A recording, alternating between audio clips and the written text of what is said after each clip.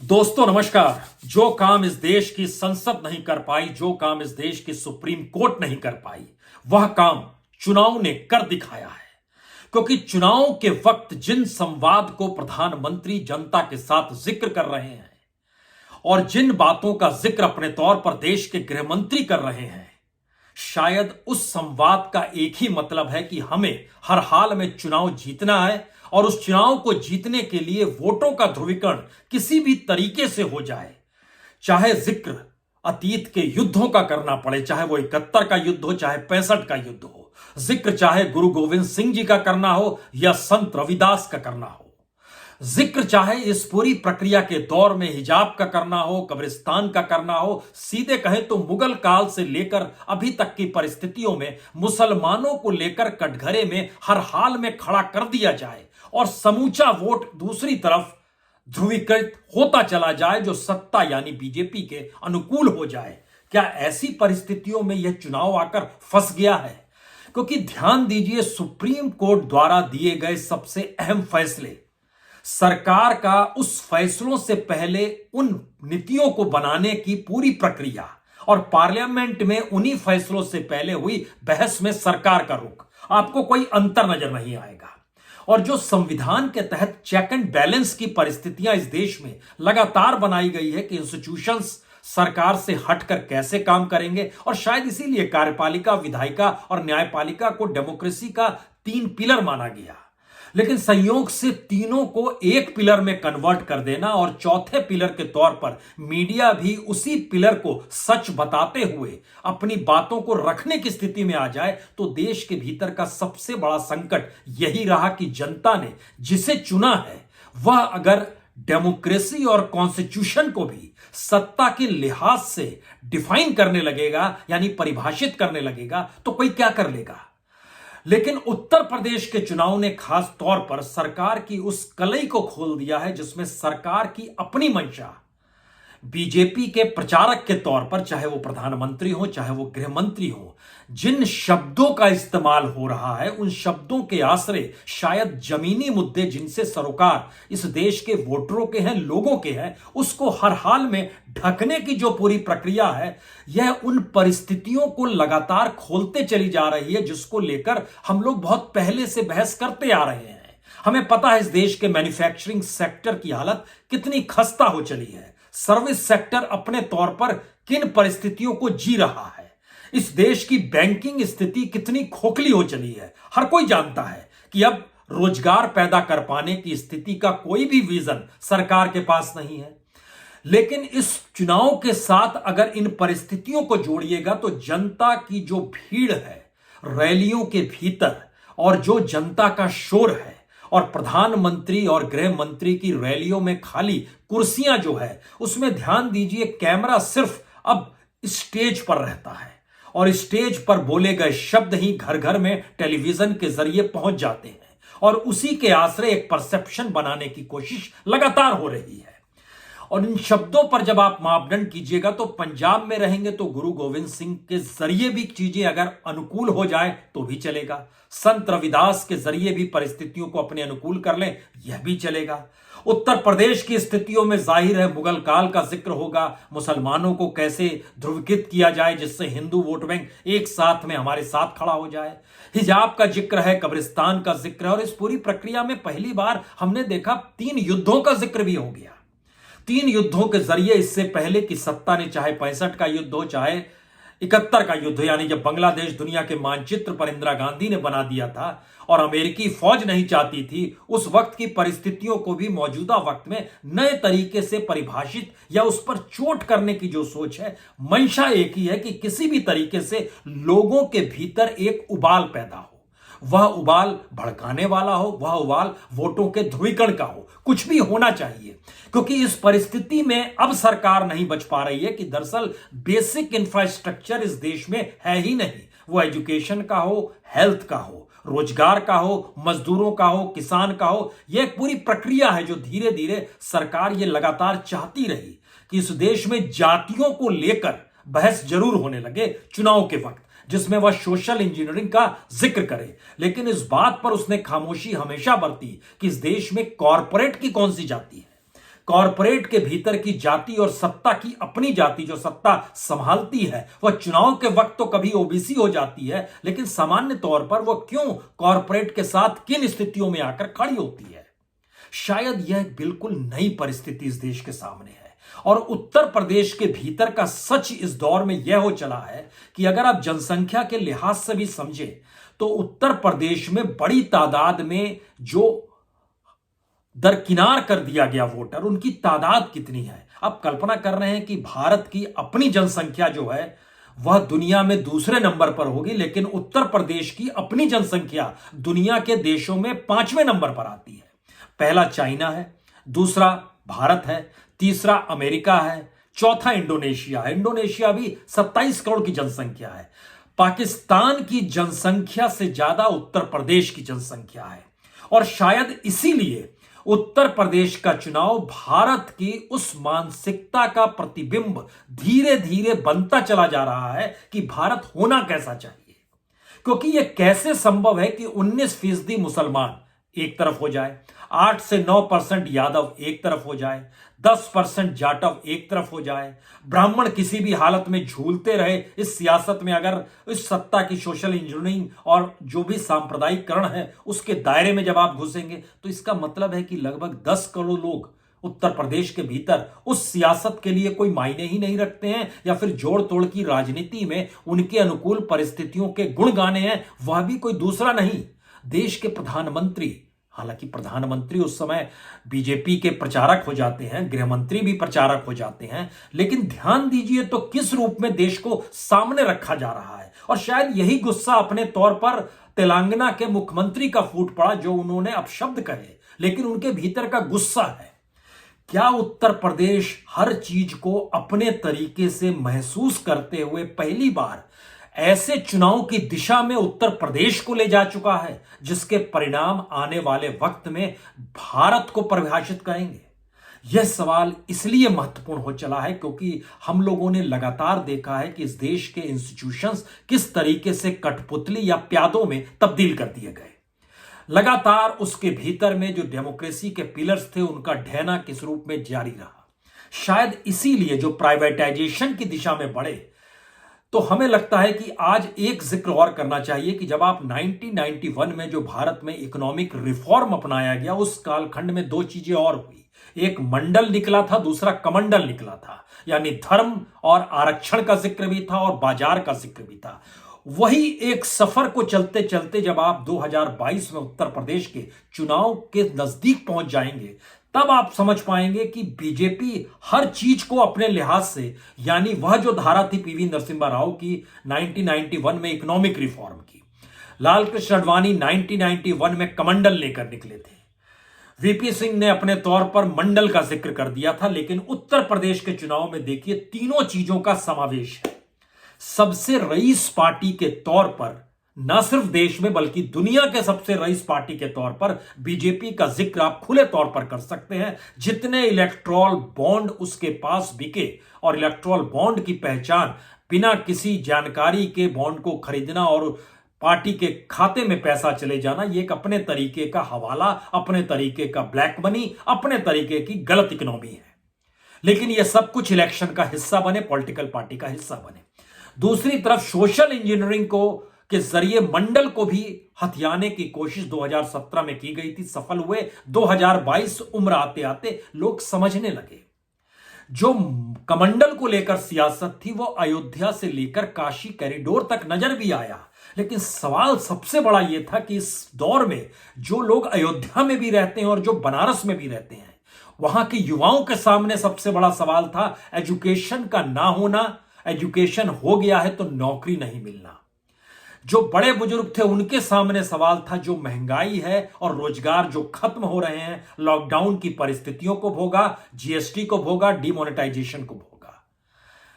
यानी एक मोटी लकीर जो इस समाज को प्रभावित कर रही थी और बार बार इस देश की सत्ता कभी पार्लियामेंट के जरिए, कभी सुप्रीम कोर्ट के जरिए या पिलर्स जो थे डेमोक्रेसी के, उनके जरिए जो ढक रही थी, इस इलेक्शन ने उसको उघाड़ कर रख दिया है।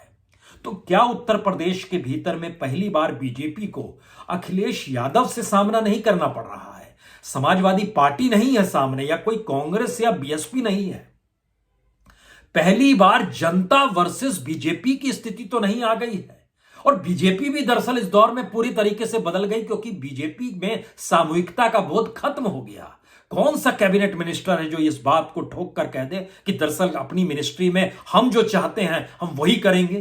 क्या यह हास्यास्पद नहीं है कि सड़क बनाने वाले मंत्री नितिन गडकरी प्रयागराज में जाकर बस उड़ाने का जिक्र कर दें तो 2014 में लौट जाइए, जब बुलेट ट्रेन का जिक्र हो रहा था? यह कौन सी परिस्थिति है कि भारत अफ्रीकी देशों की तुलना में भी भूखमरी की परिस्थितियों को ज्यादा बुरी तरीके से भोग रहा है? और उत्तर प्रदेश में तो नीति आयोग यानी सरकार की अपनी रिपोर्ट ने जब बतला दिया वहां कितनी नाजुक स्थिति है किसानों की, मजदूरों की, महिलाओं की, युवाओं की, बेरोजगारों की कितनी बुरी स्थिति। और इस दौर में 60% इजाफा 2014 की तुलना में बेरोजगारी और कर्ज में डूबे हुए लोगों की खुदकुशी करने की संख्या में, तो आप क्या कहेंगे? हमें लगता है शायद इसीलिए पहली बार यह चुनाव इसलिए कहीं ज्यादा महत्वपूर्ण है क्योंकि यह देश को प्रभाषित करना चाहते हैं। और उत्तर प्रदेश के चुनाव में जनता ही शायद सीधे तौर पर अब बीजेपी के सामने खड़ी हो रही है। इसमें सफलता की ताली जो है समाजवादी पार्टी या अखिलेश को बजाने की अभी जरूरत नहीं है। सवाल यह है कि मान लीजिए अगर 2022 में 10 मार्च के रिजल्ट में बीजेपी हार भी जाती है तो इतनी पावरफुल पार्टी क्या करेगी उसके बाद? पहला सवाल यह निकलता है। दूसरा सवाल 2024 की दिशा में बढ़ते हुए कदमों में जब 2022 को जीतने के लिए जिन रास्तों और जिन भाषा और जिन संवाद और जिन मुद्दों को उठाने की कोशिश सत्ता कर रही है वह कितनी तीव्र गति से आने वाले वक्त में चलेगी? यह एक पूरी प्रक्रिया है, पूरा प्रोसेस है कि शहरों की जमीन भी कॉरपोरेट के पास चली जाए, आदिवासियों की जमीन भी कॉरपोरेट के पास चले जाए, खेती की जमीन भी कॉरपोरेट के पास चले जाए, खनन भी कॉरपोरेट के पास चला जाए, रेलवे भी कॉरपोरेट के पास चला जाए, हवाई अड्डे भी कॉरपोरेट के पास चले जाए, बंदरगाह भी कॉरपोरेट के पास चला जाए, इस देश की मैन्युफैक्चरिंग यूनिट और इस देश का रिटेल सेक्टर दोनों कॉरपोरेट के पास चला जाए। यानी ध्यान दीजिए, तो स्टेट में जो वेलफेयर स्टेट तो दूर की बात है, जो डेमोक्रेसी के कुछ अंग जो भारत का संविधान भी बताता है वह भी इस दौर में कैसे गायब किया गया। तो क्या एक अंधेरी गुफा से गुजरता हुआ भारत इस चुनाव के जरिए आने वाले वक्त में कोई नई दिशा देख पाएगा? वो दिशा अच्छी होगी या बुरी होगी, अभी इस पर कोई सवाल उठाना मुश्किल काम है। लेकिन यह तो तय है कि इन बीते 5-8 वर्ष के भीतर में भारत को उस कालखंड को जीना ही था शायद, क्योंकि जो सफर भारत ने आर्थिक परिस्थितियों का अपनाया उसमें पूरे तरीके से हर क्षेत्र में मिसमैनेजमेंट था। कल्पना कर सकते हैं कि मिसमैनेजमेंट की स्थिति क्या रही होगी। इस देश के भीतर में हम पानी का भी मैनेजमेंट नहीं कर पा रहे हैं, हम इस देश में एजुकेशन का मैनेजमेंट नहीं कर पा रहे हैं, हम इस देश के भीतर में हेल्थ सेक्टर का मैनेजमेंट नहीं कर पा रहे हैं। तो हमारे पास क्या चीजें बची? यानी हवा ही एकमात्र बची है, उसको भी हमने प्रदूषित कर दिया और उसके लिए भी हमारे पास कोई मैनेजमेंट की स्थिति नहीं है, कोई विजन काम नहीं कर पा रहा है। और इन सारी परिस्थितियों के ठीक समानांतर जो हम लोग मानकर चलते थे कि किसी भी गवर्नेंस का काम यही है कि वह इस देश में रोजगार पैदा करे, उत्पादन पैदा करे, एक्सपोर्ट को बढ़ाए, इकोनॉमी को डेवलप करे, इकोनॉमी हर व्यक्ति के साथ जुड़ती चली जाए, उसकी संपन्नता और उसकी बौद्धिक क्षमता का विकास हो। लेकिन तमाम परिस्थितियां धीरे धीरे पीछे लेकर आने लगी और दुनिया के बाजार में यूनिवर्सिटीज के रैंक में भारत की स्थिति और नाजुक हो गई। भारत का युवा दुनिया में कहीं नहीं है, नो वेयर इंडियाज स्टूडेंट्स। इस बात का जिक्र राष्ट्रीय नहीं अंतर्राष्ट्रीय तौर पर होने लगा है। तो हम किस भारत को गढ़ रहे थे? क्या उसकी असल परीक्षा उत्तर प्रदेश में जनता भी इस बात को समझ रही है? भला हो टेक्नोलॉजी का, टेक्नोलॉजी ने बहुत तेजी के साथ ना सिर्फ मैसेजेस को पहुंचाया है बल्कि टेक्नोलॉजी ने लोगों को जागरूक भी बनाया है। और इसीलिए यह टेक्नोलॉजी का असर है कि कहीं की भी कोई घटना होती है उससे वहां की जनता सीधे संवाद करने की दिशा में आ जाती है। यह कैसी परिस्थिति है कि एक एक करके जो हम लोगों ने इस दौर में आंदोलन देखे, अगर ध्यान दीजिए तो आंदोलन की परिभाषा में जीएसटी को लेकर भी सूरत में जब आंदोलन हो रहा था वहां की टेक्सटाइल इंडस्ट्री पूरी तरीके से ध्वस्त हो गई थी। कितनी बड़ी तादाद में लोग निकल कर आए थे। उसके बाद ध्यान दीजिए तो सीएए एनआरसी को लेकर जो इस देश में आंदोलन हुआ, उसके बाद ध्यान दीजिए किसानों ने जो आंदोलन किया, ये सभी एजुकेटिव कर रहे थे इस देश की अपने लोगों को।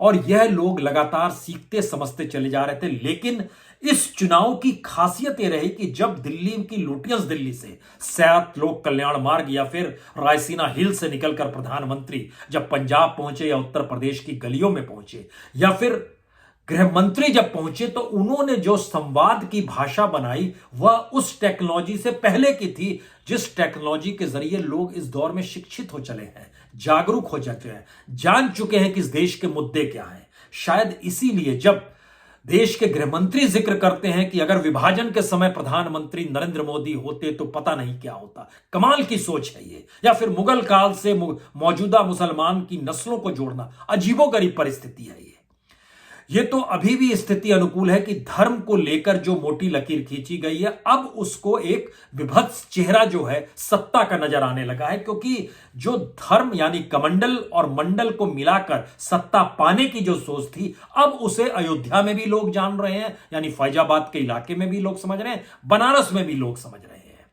और जातियों के समीकरण में ओबीसी भी अब इस बात को समझने लगा है और इसको शेड्यूल कास्ट भी समझने लगा है, इसको ब्राह्मण भी समझने लगा है, अपर कास्ट भी जान रहा है कि आने वाले वक्त में उसको तो अपनी जिंदगी और अपने परिवार को भी देखना है, जो जिसके लिए तमाम रास्ते धीरे धीरे यह राजनीति बंद कर रही है। तो फिर बचेगा क्या आखिर में?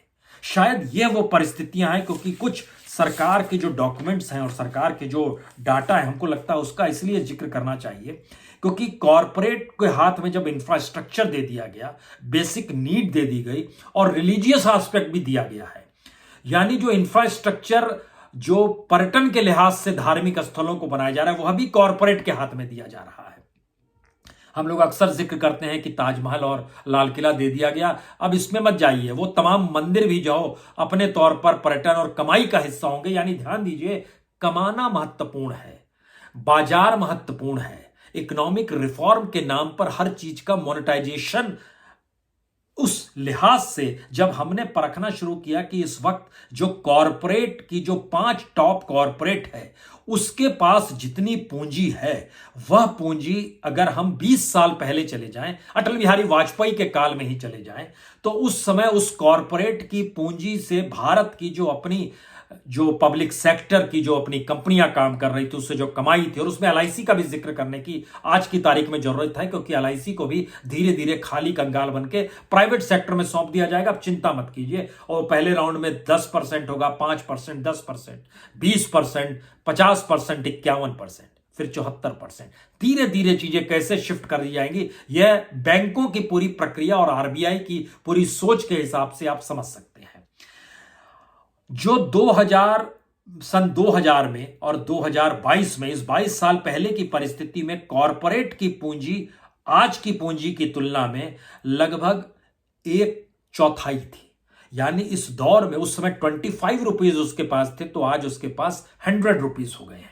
उस समय गवर्नमेंट की जो अपने पीएसयूज और तमाम चीजें काम कर रही थी, उस समय उस 25 रुपए की तुलना में गवर्नमेंट के पास लगभग 55 रुपए थे। आज की तारीख में वह 55 रुपए घटकर लगभग 12 रुपए पर आ गए हैं, और जो कॉरपोरेट है वो 25 रुपए से बढ़कर 100 रुपए तक पहुंच गया। इस स्थिति में भारत की इकोनॉमी को संभालेगा कौन? विजन किसके पास होगा? और जो पूरे आरक्षण की लड़ाई थी उसमें प्राइवेट सेक्टर का योगदान कैसे उस आरक्षण को लेकर होगा, यह भी एक सवाल है। वह तो प्रॉफिट बेस्ड सिस्टम को चलाता है। गवर्नमेंट प्रॉफिट बेस्ड सिस्टम के लिए नहीं बनाई जाती है, वो वेलफेयर के लिए बनाई जाती है। इसीलिए एक गरीब का वोट और एक रईस का वोट बराबर माना जाता है। लेकिन बार बार इस बात का जिक्र होता है कि जब घाटे में चल रही है तो हम कैसे संभालें। सवाल है कि इस देश के भीतर में गरीबों की तादाद अगर लगातार बढ़ रही है तो फिर सरकार पल्ला झाड़ लेगी उनसे क्या? उनके लिए क्या दफन करने की परिस्थितियों को ले आ देगी? इस चुनाव के भीतर, उत्तर प्रदेश के भीतर जो रिएक्शन है वो इसी बात का रिएक्शन है, और इसीलिए बीजेपी वर्सेस जनता की परिस्थिति आ रही है। गांव गांव में अगर बीजेपी के उम्मीदवारों को रोका जा रहा है तो उसकी बड़ी वजह यही है, वहां के लोगों के भीतर गुस्सा है। ये लगातार आंकड़े बताते हैं, हमने आपको ये स्कीम में इतना दे दिया, इतना पैसा दे दिया, इतना सब कुछ दे दिया। ये फैक्ट है। इसका मतलब है कि अभी भी एक बड़ा तबका है जिसको 5 किलो अनाज से साथ में जोड़े रखा जा सकता है, और ये बीजेपी के साथ जुड़े हुए हैं, इससे कतई इनकार नहीं। और वही वोट बैंक बीजेपी लगातार सहेजने और संभालने की कोशिश कर रही है। इसीलिए ध्यान दीजिए, जो गरीबों का वोट है, जो हाशिए पर पड़ा हुआ तबका है, उसको लेकर सरकार के भीतर कोई बेचैनी नहीं है। वो जानती है कि उनको जो सुविधाएं देनी है और उनको जो पैसा डायरेक्ट ट्रांसफर करना है या उनको जो 5 किलो अनाज देना है, उन सबको जोड़ दीजिएगा तो वो 2.5 लाख करोड़ से ज्यादा होंगे नहीं। और 2.5 लाख करोड़ क्या मायने रखता है इस देश के भीतर में, जब इतनी बड़ी पूंजी को सब कोई संभाले हुए है और एक पॉलिटिकल पार्टी की अपनी कीमत दुनिया में सबसे शानदार हो चली है, तो बाकी चीजें क्या मायने रखती हैं। ये सारे सवाल पहली बार इसलिए उठने लगे हैं क्योंकि उत्तर प्रदेश के भीतर में हमें लगता है टेक्नोलॉजी का, सोशल मीडिया का और इस दौर में अपनी परिस्थिति और प्रधानमंत्री के संवाद ने भी अपने तौर पर असर डाला है।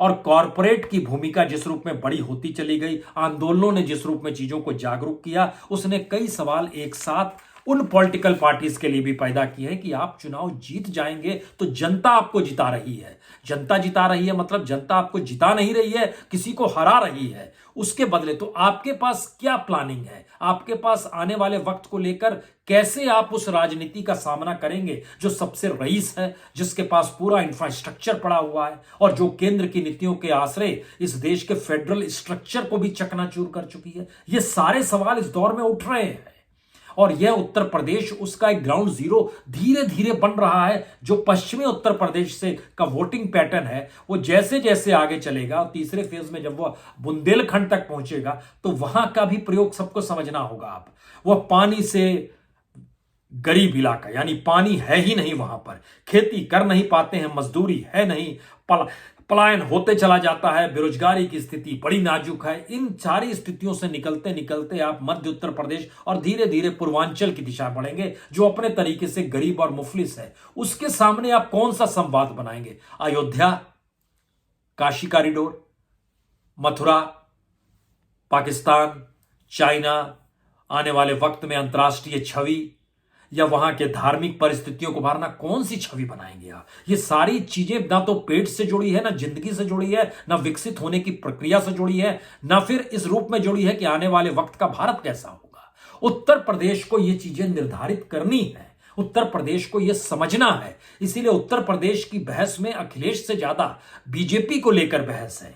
और वह जो गरीब तबका है जो 5 किलो अनाज पा रहा है, यकीनन उसका अपना झुकाव बीजेपी के तरफ अभी भी है, इससे कोई इनकार नहीं। और वही वोट बैंक के आश्रय लगातार बीजेपी इस बात को लेकर दावा भी करती है कि हम सत्ता में आ जाएंगे। लेकिन पहली बार वह मिडिल क्लास का भ्रम टूट रहा है, वह लोअर मिडिल क्लास का भ्रम टूट रहा है, उस तबके का भ्रम टूट रहा है जो जानता है कि उसे आने वाली अपनी ही पीढ़ियों को इस किस रूप में भारत को सौंपना है। उत्तर प्रदेश की 24 करोड़ जनसंख्या, इंडोनेशिया 27 करोड़ है, यानी आप कल्पना कर रहे हैं कि अमेरिका जो है वो 33 करोड़ है, भारत और चाइना ही बचे उसके बाद।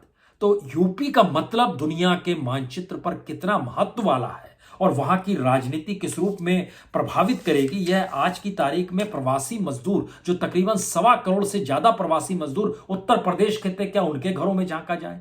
जो किसानों का तबका था, जो गन्ना किसानों से निकलता है और चावल और गेहूं उगाने वाली परिस्थिति में पूर्वांचल में चले जाइए, इस पूरी कतार को हम समझना शुरू करें। जो मजदूरी थी, जो नरेगा से जुड़ा हुआ था, जो मनरेगा के मातहत जिसको काम नहीं, क्या उनसे जुड़ा जाए? जो महिलाओं की अपनी परिस्थिति है और जो परिस्थिति नजर आ रही है, वह परिस्थिति अंदर से हिलाने वाली है।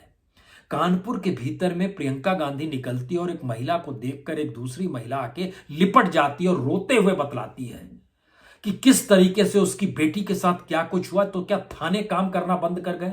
न्याय की स्थिति इस देश के भीतर ताकतवर लोगों के साथ जुड़ गई, या फिर जाति जो प्रमुख है, जो सत्ता के अनुकूल है, उसके साथ जुड़ गई? ये सारी चीजों की परीक्षा इस दौर में जरूर हो रही है। हम जिस खास तौर से आखिर में कुछ डाटा का जो जिक्र करना चाहते हैं, उसमें 2-3 बातें नजर आती हैं कि इस दौर में जो सरकार का, केंद्र सरकार की भूमिका भी उसमें ले आई है। जानबूझकर जो वोट बैंक वाली राजनीति है, उसमें उन इलाकों को गरीब बनाए रखने की सोच पॉलिटिशियंस ने आजमाई है। उन पॉलिटिशियंस की कतार में कुछ छत्रपों को भी आप ले लीजिए, लेकिन इस दौर में केंद्र सरकार जिन बातों का जिक्र करती है, जो 5 किलो अनाज का जिक्र कर रही है, आज बिहार में 5 किलो अनाज बंद हो गया, इलेक्शन के बाद उत्तर प्रदेश में भी बंद हो जाएगा। गरीब बनाए रखना और अपने ऊपर निर्भर बनाए रखना, इन दोनों परिस्थितियों को सरकार अपने तरीके से इंप्लीमेंट करने को ही नेशनलाइजेशन और राष्ट्र अपने तौर पर नेशनलिज्म मानती है। यही है राष्ट्रीयता, जहां केंद्र सरकार पर आप निर्भर हो जाएं और गरीब बने रहें। यानी आप अपने तौर पर कोई चैलेंज किसी को ना कर सके, इस परिस्थिति में इस देश की पार्लियामेंट को हम लोगों ने खड़े होते हुए देखा, हम लोगों ने सुप्रीम कोर्ट के निर्णयों को देखा, इस दौर में सीबीआई और ईडी के रेड्स और इनकी जो पूरी कार्रवाई थी उसको भी लोगों ने परखा। सवाल यही निकल कर आया कि जब सारा ताना बाना जो कॉन्स्टिट्यूशन के तहत था वह अगर चकनाचूर हो रहा है और भारत किसी अंधेरी सुरंग में लगातार घुसते चला जा रहा है, तो इस काल को तो हमें जीना ही था, क्योंकि यह पूरी प्रक्रिया है। लेकिन सवाल है क्या इसके बाद की परिस्थिति और इस दौर में जो जनता जो रिएक्शन दे रही है वो रिएक्शन क्या होगा। असल बात इसी को लेकर है। यह एक ऐसी परिस्थिति है जिसमें बार बार राजनीति धोखा खाएगी या फिर मोदी काल चरम का काल है। उस चरम को उसने छू लिया है जहां से आगे कोई खाई आपको नजर नहीं आती है। क्या ऐसी परिस्थिति है? ये सारे सवाल हैं जो शायद उत्तर प्रदेश की राजनीतिक परिणाम के साथ निकलकर जवाब देने की स्थिति में आ जाएंगे। और अगर बीजेपी जीतती है तो यकीन जानिए कि उत्तर प्रदेश का वह तबका जो तकरीबन 19% मुसलमान है, लगभग 4,56,00,000, जो यादव है लगभग 2 करोड़ के लगभग, जो जाटव है 2,40,00,000 के लगभग, जो ब्राह्मण है 2,70,00,000, इनका कोई महत्व नहीं बचेगा। यह हाशिए पर है, क्योंकि यह उस राजनीति फिरकी के हिसाब में फिट ही नहीं बैठते हैं जिसके जरिए सत्ता मिल जाती है। यह एक नई परिस्थिति इस देश के भीतर में आकर खड़ी हो गई है, जहां पर इस देश का एक बड़ा हिस्सा राजनीतिक तौर पर इसलिए दरकिनार कर दिया जाएगा क्योंकि सत्ता हमें तब नहीं मिलेगी अगर इसको शामिल कर लेंगे तो। सोचिए देश की क्या हालत और देश की कौन सी परिस्थिति है। बहुत बहुत शुक्रिया, बहुत बहुत शुक्रिया।